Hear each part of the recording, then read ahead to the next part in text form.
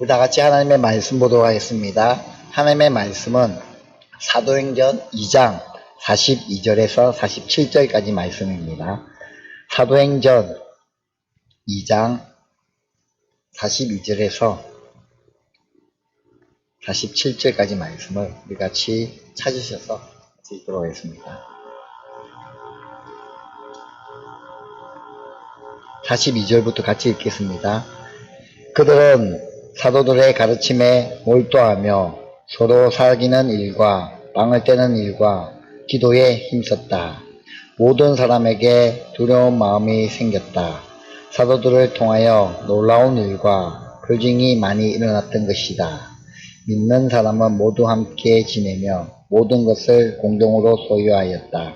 그들은 재산과 소유물을 팔아서 모든 사람에게 필요한 대로 나누어 주었다.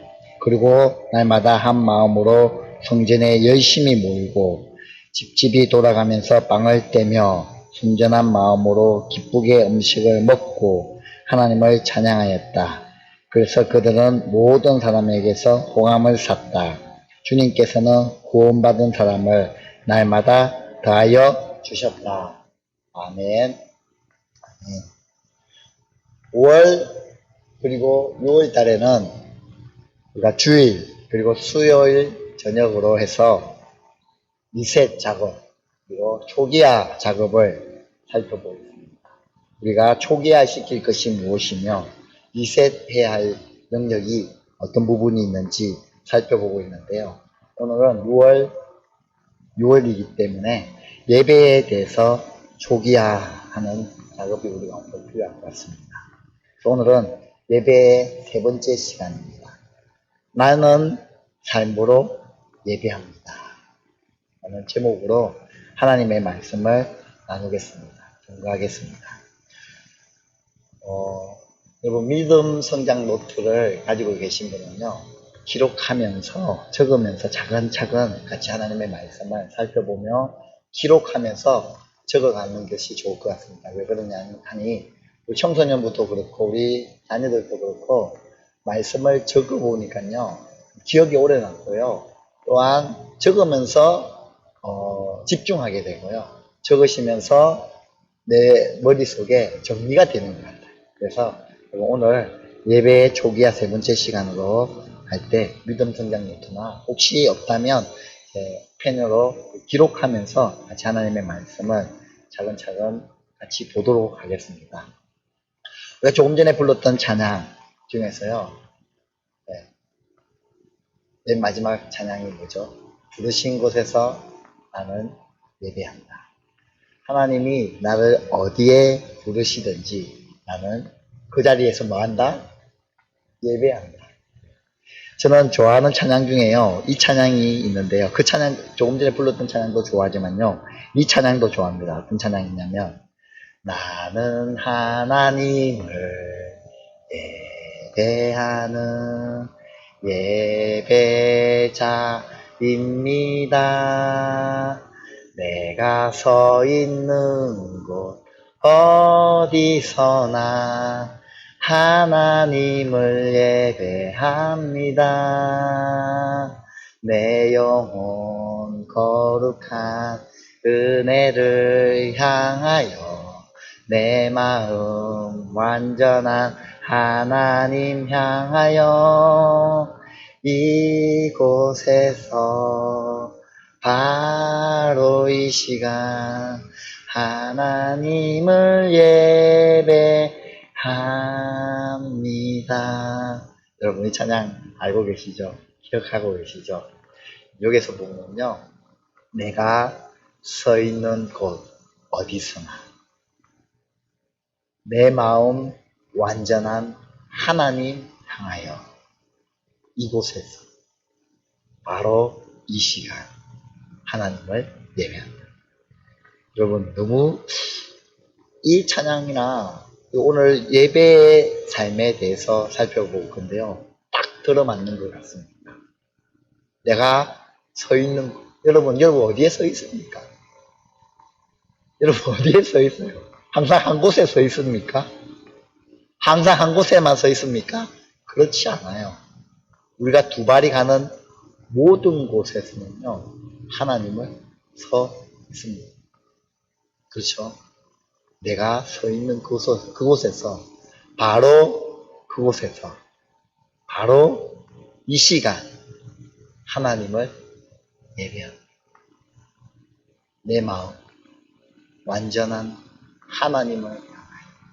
여러분, 내가 그 서 있는 곳에서요, 다른 것을 바라보고 있는 것이 아니라, 다른 것을 의지하고 있는 것이 아니라, 누구를 향한다고요? 하나님만 향하고 있다. 이게 뭐라는 건지, 이게 뭔지 아시겠습니까? 예배하는 자의 삶입니다. 오늘 큰 주제입니다. 우리는 삶으로 예배한다. 내가 서 있고 밟고 있는 그곳에서 예배한다. 여러분이 밟고 있는 그 자리가 어딥니까? 삶의 영역이에요. 어떤 분은 여러분이 밟고 있는 그 모든 곳에서 나는 어떤 삶을 살아야 되느냐? 예배의 삶을 살아야 합니다. 우리는 그런 예배자입니다. 여러분, 예배 잘 드리고 계시는가요? 어떻습니까? 자기 본인 스스로한테 한번 물어보십시오. 나는 예배 잘 드리고 있다. 여러분, 이 말은요, 여러분의 삶이, 여러분이 살고 있는 그 삶 가운데 예배의 삶이 되고 있으십니까? 라는 질문과 동일합니다. 저도 그렇고, 여러분의 삶도 그렇고, 삶이 예배가 되는 그런 가정, 삶이 예배가 되는 교회, 삶이 예배가 되는 저와 여러분의 삶이 되었으면 참으로 좋겠습니다.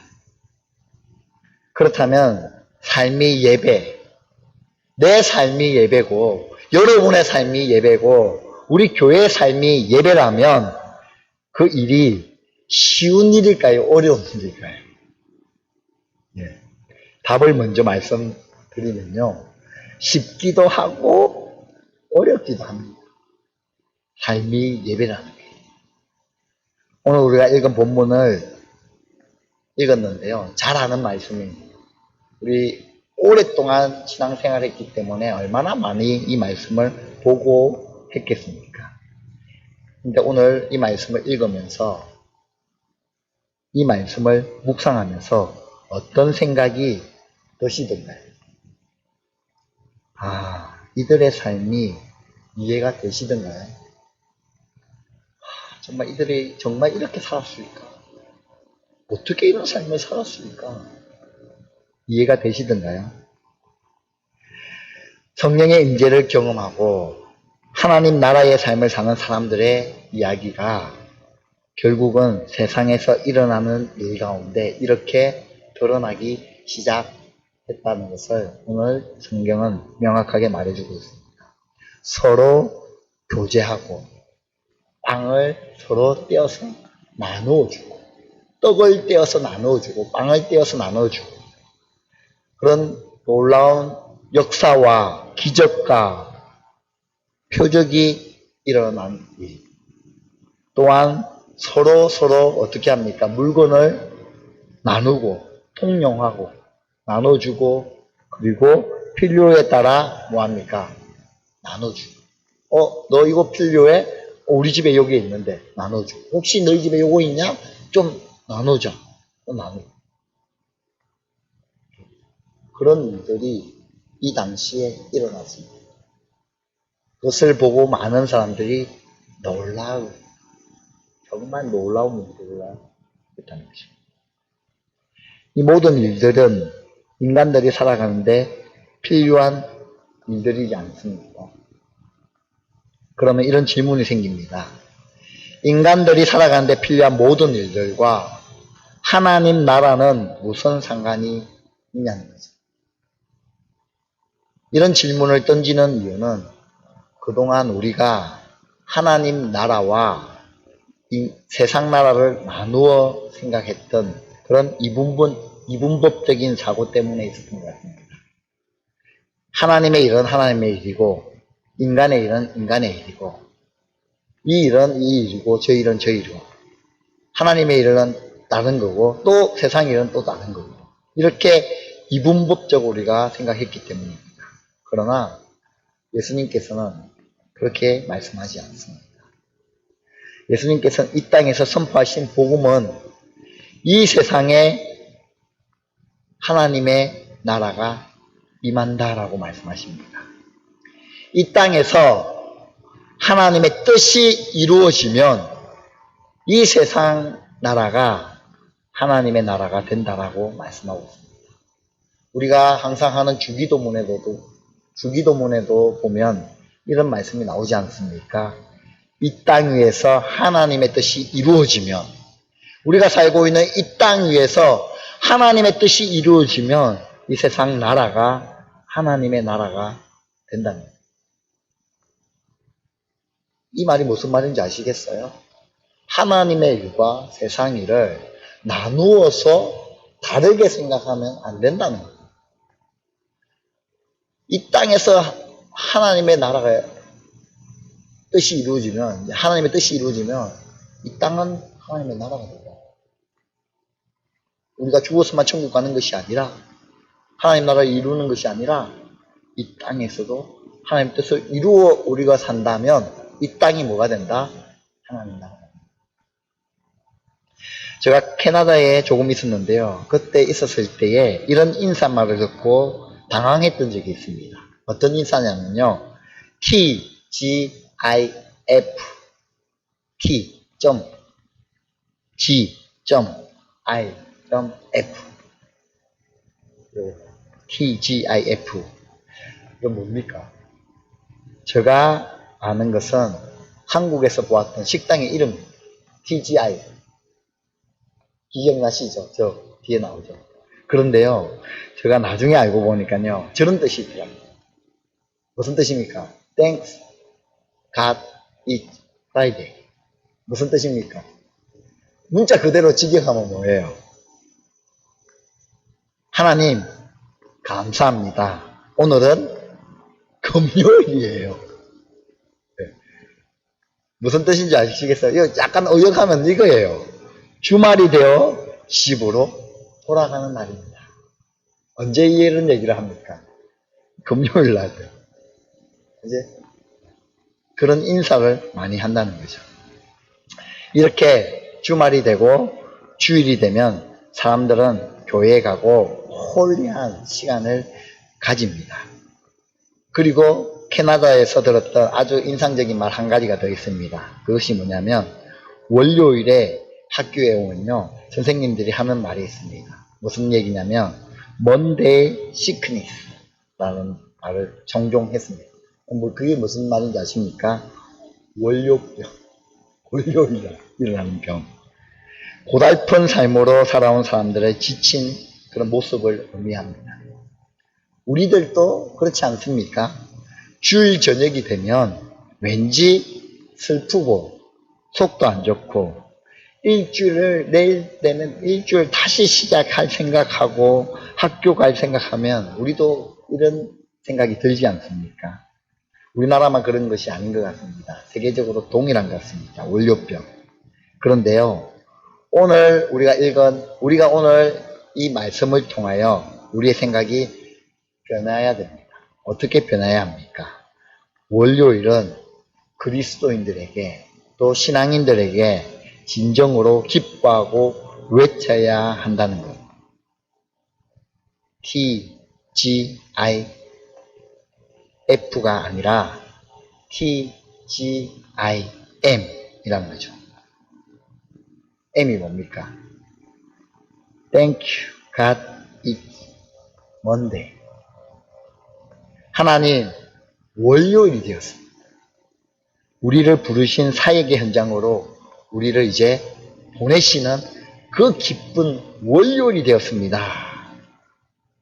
여러분, 홀리 워십의 시작은 주말이 아니라 언제부터랄까요? 월요일이 시작됩니다.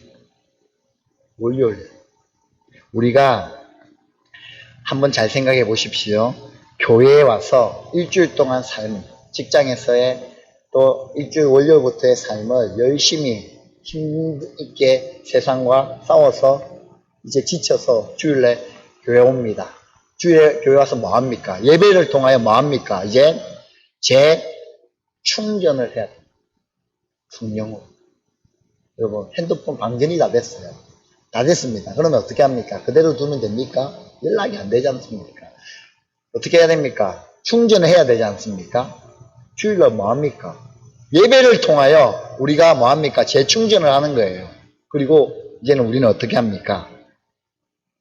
살아갈 능력을 가지고 이제 어떻게 합니까? 세상으로 나아가야 돼요. 진정한 예배는 예배 당문을 나서면서부터다 말을 많이 들어봤지 않습니까?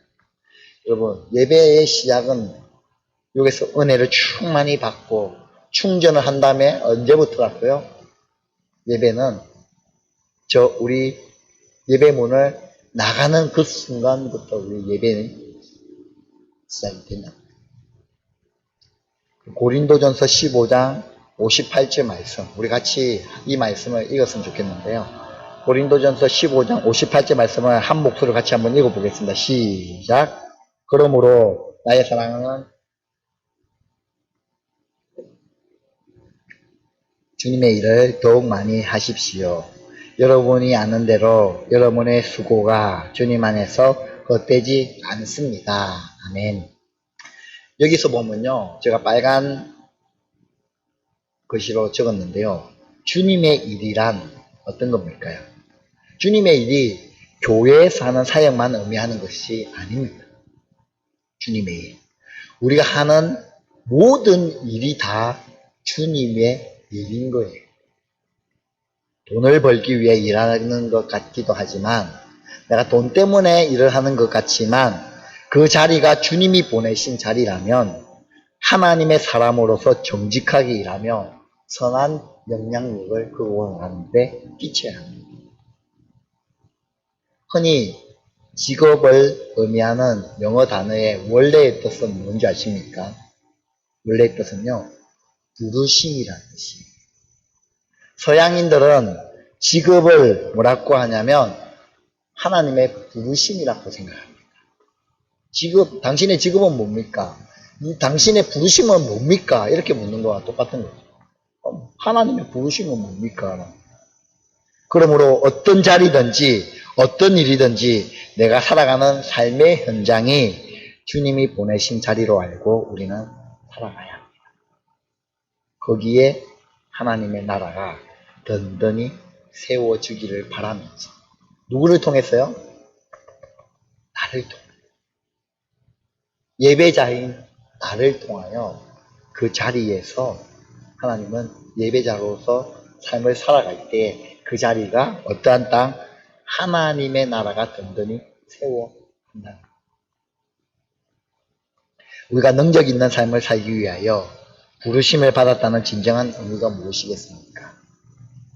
세상이 꿈꾸는 것과 하나님의 비전은 다른 겁니다.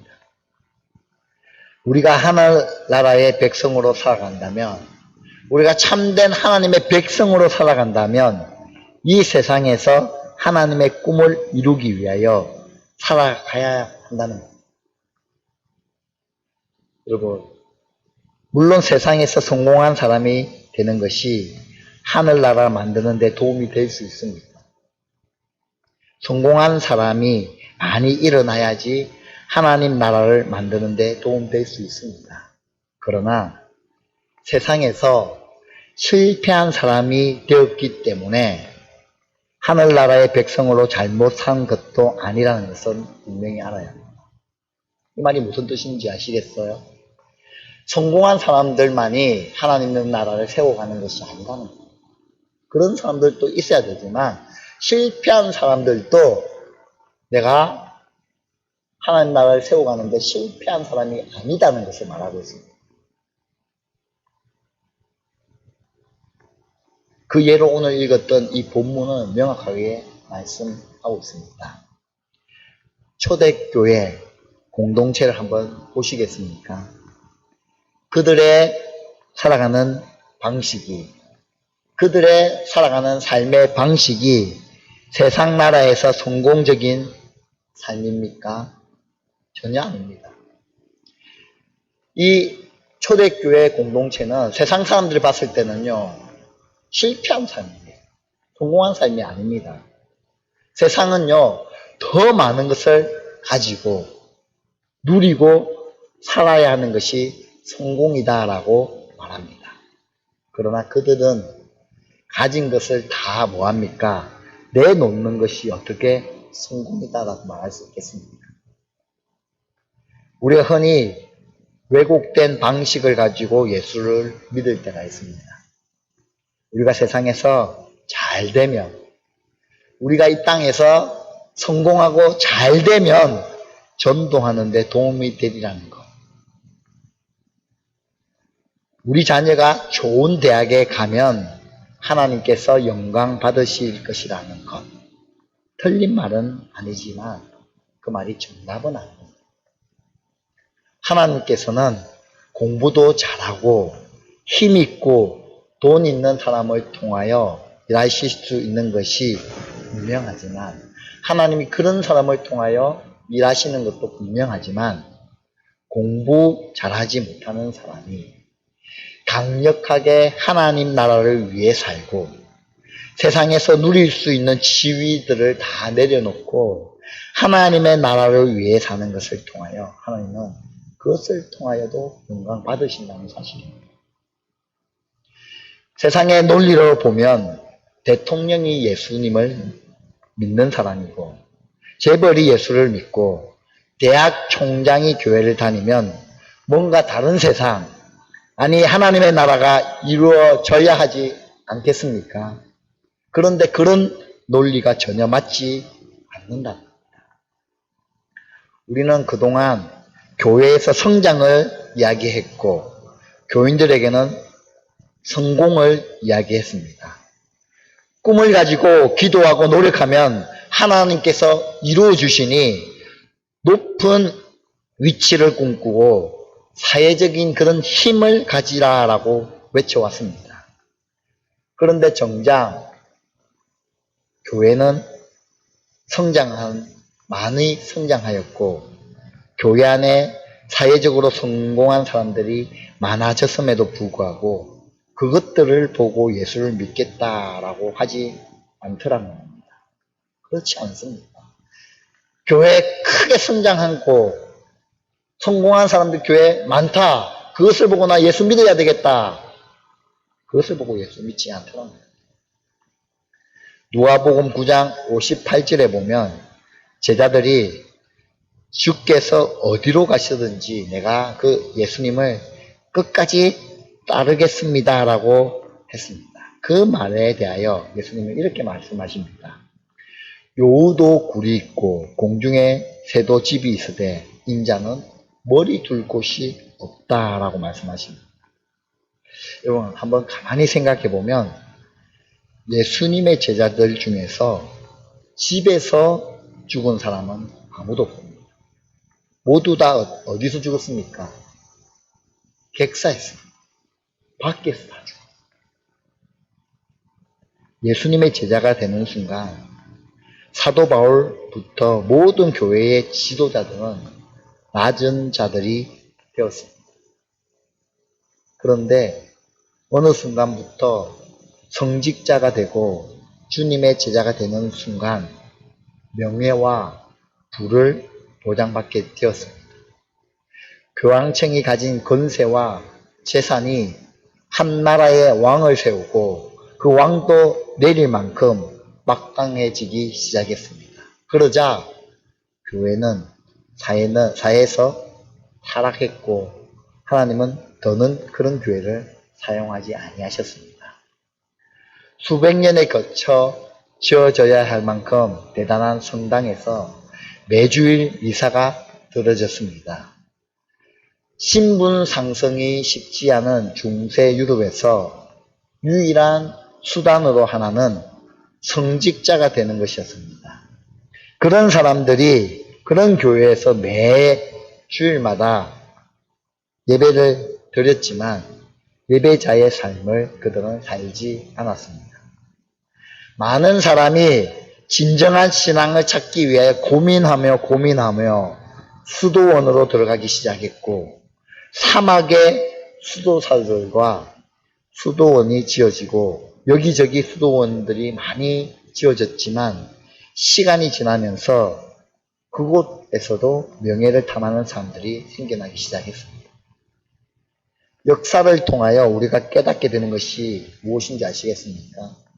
이런 역사를 통하여 우리가 깨닫는 것은요, 삶이 예배가 되지 않는 한 어느 곳에서도 교회는 타락하게 되어 있다는 겁니다. 삶이 예배가 되지 않는 한, 삶에서 끊임없이 하나님의 다스림을 받지 않는 한, 내 삶 가운데 하나님의 다스림을 받지 않는 한, 성령의 다스림을 받지 않는 한, 어느 곳에서도 인간의 욕심과 욕망을 제어할 것이 없다는 겁니다. 우리가 하나님을 예배한다는 말을 합니다. 우리는 하나님을 향하여 나는 예배합니다라는 말을 합니다. 우리는 주일에 모여 하나님을 예배함으로 크리스찬 공동체의 정체성을 우리가 확인합니다. 그런데 예배라는 이 말은 하나님 앞에 무릎을 꿇는다라는 말입니다. 여러분, 예배가 뭔지 아시겠습니까? 하나님 앞에 나의 이 두 무릎을 꿇는다. 여러분, 왜 무릎을 꿇습니까? 그분 앞에서 다스림을 받겠다는 것입니다. 여러분, 무릎을 꿇는 이유가 뭡니까? 이제는 나는 내가 아닙니다. 당신의 말에 순종하고 당신의 모든 명령에 내가 순종하겠습니다는 무릎을 꿇는 이유지 않습니까? 그럼 우리가 예배한다는 말은 무엇입니까? 당신, 하나님께 내가 이 무릎을 꿇음으로 당신의 다스림을 내가 다 받아들이겠습니다. 이것이 우리가 예배한다는 뜻입니다.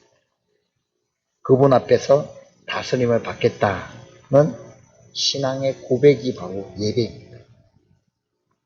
예배 시간에만 그렇게 하겠다는 것이 아니라 예배 시간을 통하여 내가 이것을 확인하고 가는 것, 고백하고 나가는 것.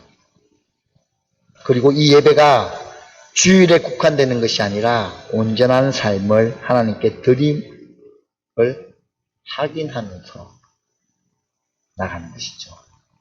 그렇기 때문에 예배는 삶과 절대적으로 연관이 있습니다. 삶에서, 우리의 삶 가운데서 하나님의 통치를 받지 않는 사람이 예배를 드릴 수 없기 때문입니다. 하나님을 받기 위해서는 세상의 다스림에서 벗어나야 합니다. 하나님의 다스림은 필연적으로 세상의 권세와 갈등을 유발하게 될 것이며, 때론 이 예배를 통하여 고난을 가져오게도 될 겁니다. 하지만 하나님의 다스림이 최후의 승리를 가져올 것을 우리가 그것을 믿기 때문에 우리는 이 고난 가운데서도 소망을 가지고 살아갈 수 있는 이유이기도 합니다. 우리가 사는 세상은 돈의 힘으로 꽉 차 있습니다. 가득 차 있습니다. 하지만 우리는 이 세상에서 하나님이 주시는 힘으로 내가 살겠습니다 라고 고백하는 겁니다.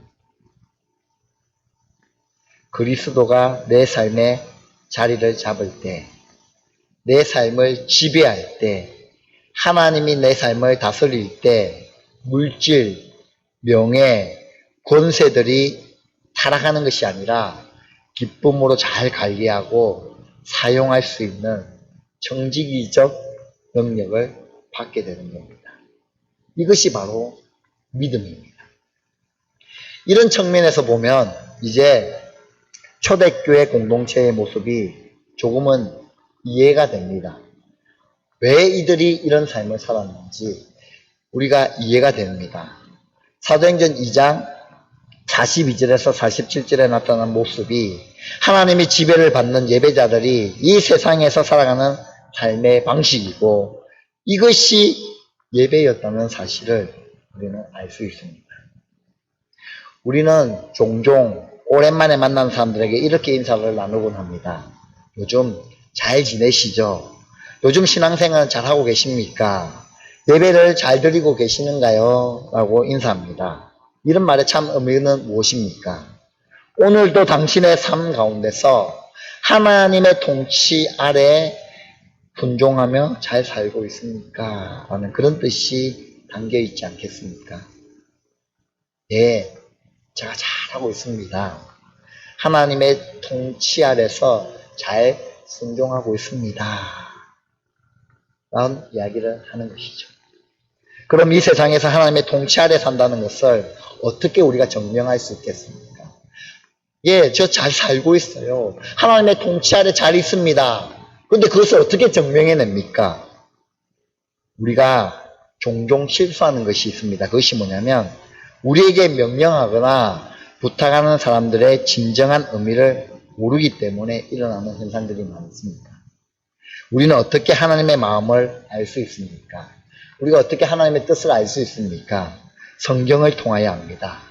성령의 임재를 통하여 그 말씀이 깨달아질 때 우리는 하나님의 음성을 알 수 있습니다. 초대교회 공동체가 왜 자신이 가진 것을 가지고 사람들과 나누기 시작했습니까?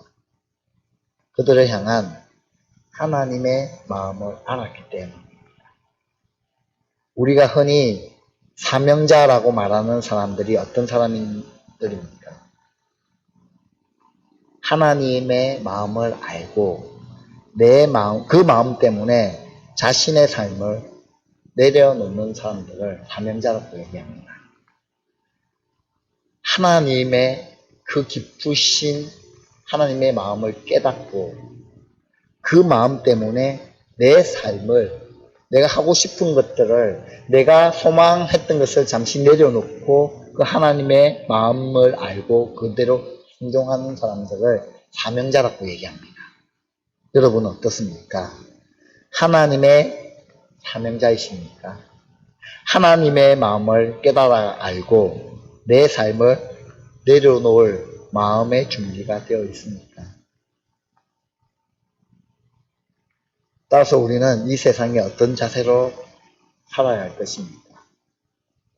마태복음 5장 13절, 14절에 보면 이런 말씀이 있습니다. 너희는 세상의 소금이다. 너희는 세상의 빛이다. 여러분, 그리스도인의 무대는 예배당이 아닌 세상입니다.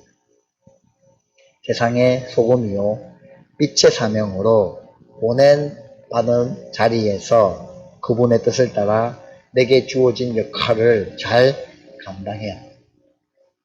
하나님은 우리를 예배당에 보내신 것이 아닙니다. 우리를 어디에 보내신지 아시겠습니까? 이 세상으로 보내셨습니다. 그리고 목회자는 예배당에 모인 성도들에게 하나님이 보내신 세상에서 어떻게 살아야 하는지 말씀으로 도전하고 훈련해야 합니다. 왜냐하면 이들이 말씀을 듣고 훈련을 받아 세상으로 나가야 하기 때문입니다. 예배당에서 힘을 얻은 후 하나님이 보내신 세상을 향하여 힘차게 나갈 수 있도록 목회자는요, 밀어줘야 합니다. 밀어내야 합니다. 교회에 오래도록 붙들어 두는 것이 목회자가 할 일이 절대 아닙니다. 그리스도인은 세상을 움직이는 영향력 있는 인물로 성장해야 합니다. 또한 교회는 우리의 다음 세대, 차세대들을 그렇게 자라낼 수 있도록 훈련시키고 격려하며 응원해줘야 합니다. 교회는 교회 안에 머무는 교인이 아니라 사명을 가지고 세상에 나가는 그리스도인을 키우는 곳이어야 합니다. 교인이 아니라 신앙인으로 만들어야 하는 것이 교회입니다. 그것이 교회가 할 일입니다. 교회 공동체에 여러분 목숨을 걸지 마십시오. 우리는 어디에 목숨을 걸어야 합니까? 성도가 목숨을 걸어야 할 곳은 세상입니다. 교회에서는 세상에 나가 사명을 감당할 힘을 얻어야 하는 곳입니다. 주님이 부르신 자리에서 영향력을 끼치는 예배자가 되기 위하여 교회에 와서 용기와 지혜를 얻어야 하는 곳이 바로 교회입니다. 그 다음에 우리는 어떻게 해야 합니까? 세상으로 나아가 빛과 소금의 역할을 이 세상 가운데 드러내고 비춰야 되고 소금의 역할을 감당해야 된다는 것이죠. 두 번째로는 우리가 이 땅에서 어떻게 살아야 합니까? 정직하게 살아야 합니다.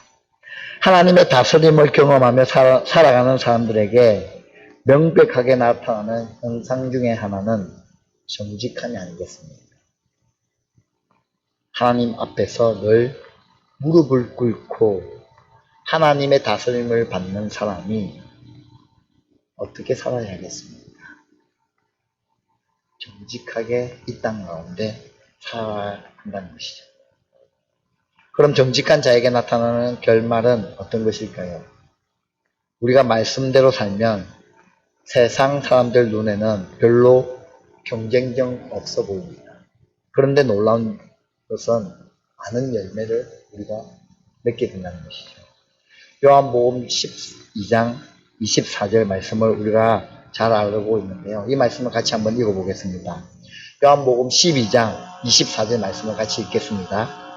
내가 진정으로 너에게 말한다.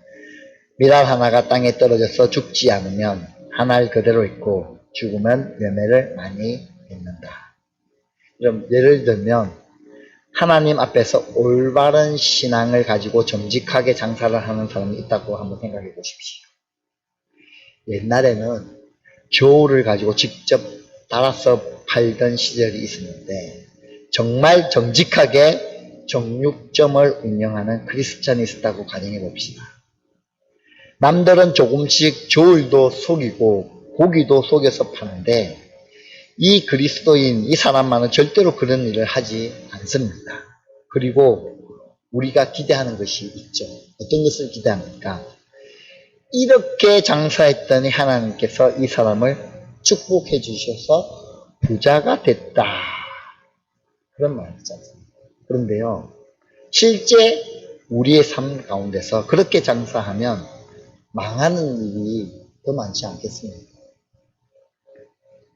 물론 그렇게 장사를 해서 돈을 벌고 하나님의 살아계심을 증거하는 일들이 있습니다. 그런 일은 우리가 뭐라고 얘기하냐면 기적이다라고 부릅니다. 일상생활에서 흔히 일어날 수 없는 일이기 때문입니다. 그런데 정직하게 장사를 하다 보면 성공했다는 말보다 망했다는 말을 듣기가 더 쉽습니다. 그런데 누군가 그렇게 정직하게 장사하다 망한 사람을 우리는 이렇게 얘기합니다. 그 사람은 왜 그렇게 장사를 했대? 그 사람이 아마 예수를 믿는다고 하는데 우리랑은 좀 다른 것 같다. 여러분에게 한번 물어보겠습니다. 어떤 것이 더 영향력이 있겠습니까? 역설적이기는 하지만 기꺼이 이 땅에서 살면서 망할 수 있는 그 믿음. 하나님을 예배하기 때문에 그 어떤 것도 예배할 수 없기 때문에 정직할 수밖에 없다는 믿음의 그 고백. 그런데 이것이 무척 힘이 든다는 것을 우리는 모두 다 잘 알고 있습니다. 그래서 주일 예배가 아니라 삶을 예배로 드린다는 것이 얼마나 어려운지를 우리는 솔직하게 고백하지 않을 수 없습니다. 사도 바울이 로마서 12장 1절에 이런 말을 합니다. 우리 다 같이 한번 로마서 12장 1절 말씀 같이 한번 읽어보도록 하겠습니다. 형제 자매 여러분, 그러므로 나는 하나님의 자비하심을 힘입어 여러분에게 권합니다. 여러분의 몸을 하나님께서 기뻐하실 거룩한 산 제물로 드리십시오. 이것이 여러분이 드릴 합당한 예배입니다. 예배를 뭘로 얘기하냐면 산 제물과 같이 동의어로 이야기하고 있습니다. 제물이 된다는 것은 우리는 구약을 통해 잘 알고 있습니다. 하나님이 기뻐하시는 산 제물이 뭐라느냐? 예배라고 말하고 있습니다. 산 제물. 찢어지고 피가 날 수도 있습니다. 우리의 몸을 각을 떠서 바칩니다. 하나님께 드리는 겁니다. 철저하게 자기를 부인하지 않고는 드릴 수 없는 것이 산제물, 예배입니다. 산제물이 된다는 것은 이런 의미가 아니겠습니까? 너가 산 가운데 기꺼이 제물되어 죽을 수 있겠니? 좀 더 현실적으로 말한다면 너가 정직하게 하나님 믿고 살다 망할 수 있겠니? 라는 말과 동일시 되는 것이죠. 하나님의 나라를 확신하고 하나님의 나라의 통치를 받기 때문에 이 땅에서 가져야 하는 소망을 포기할 수 있느냐? 여러분 이런 감정 생각나지 않습니까? 예수를 믿은 지 얼마 되지 않은 시어머니가 갑자기 암에 걸린 시동생 때문에 믿음을 버렸다고. 교회 이야기하지 말고 믿음 이야기 내 입에 그 입에서 절대로 꺼내지 못하게 한다 하는 그런 감정 많이 듣지 않습니까? 성경의 이야기는 하나님 믿고 병에도 걸리지 않고 호의호식하다 살다 간 사람들의 이야기가 절대로 아닙니다. 때로는 병에도 걸리고 때로는 전쟁에서도 지고 때로는 억울한 일도 당해도 하나님을 믿는 믿음으로 꿋꿋하게 이긴 사람들의 이야기가 성경에 나온 이야기입니다. 우리가 암에 걸려 낫는 것도 기적이지만 암 두 병 가운데서도 꿋꿋하게 예배자로 살다가 하나님 나라 가는 것도 믿음의 기적의 간증이라는 거죠. 우리가 왜 정직해야 할까요? 하나님을 믿기 때문에 정직해야 합니다. 우리의 삶이 돈을 버는 것이 목적이 아니고 섬기는 것이 목적이기 때문에 정직해야 합니다. 하나님께서 사랑하셔서 기꺼이 자신의 독생자를 주셨던 그 마음에 우리가 아멘으로 동의했기 때문에 일어나는 일들입니다. 그래서 정직은 영혼 사랑 그리고 헌신과 자연스럽게 연결되는 단어이기도 합니다. 우리가 깨닫는 것이 있습니다. 그것이 무엇입니까? 예배자의 삶을 산다는 것은 우리가 세상에서 일정한 위치와 영향력을 가지고 할 수 있는 일이 무엇인가 고민하는 것이 아니라 지금 이 세상을 예배자로 살아가는 우리가 가져야 하는 태도의 문제라는 것을 알아야 합니다. 어떤 자세로 우리가 이 땅 가운데 살아야 하는지, 어떤 마음을 가지고, 어떤 중심을 가지고 이 세상 가운데 우리가 살아야 하는지 우리는 항상 바른 태도의 마음을 가지고 이 땅 가운데 살아야 한다는 것이죠.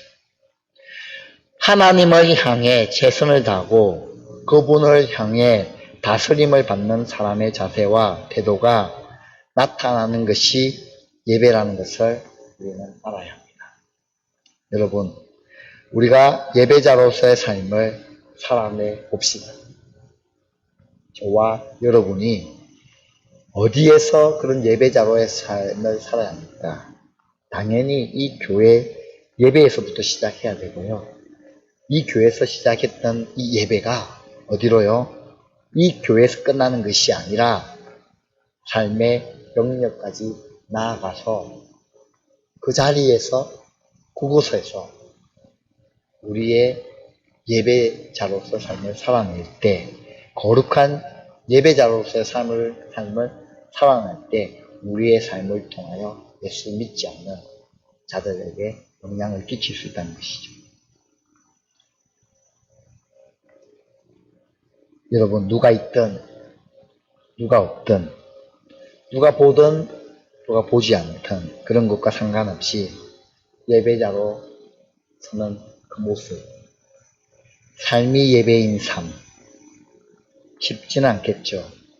하지만 이것이 하나님이 기뻐하는 삶의 예배의 모습입니다. 저랑 여러분이요, 그런 삶을 살아낼 다시 한번 노력해 봅시다. 삶의 영역에서 참된 예배자로 서는 모습.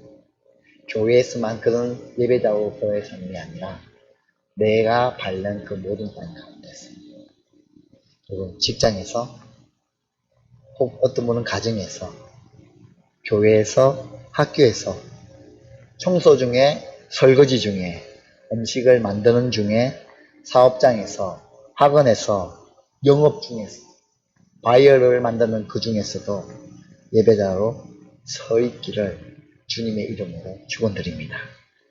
다 같이 한번 하나님의 말씀을 생각하시면서 기도드리고 싶습니다. 하나님, 내가 서 있는 그곳에서 참된 예배자의 삶을 살 수 있도록, 삶이 예배가 될 수 있도록 하나님, 내 삶을 통하여 하나님 영광 받으시옵소서.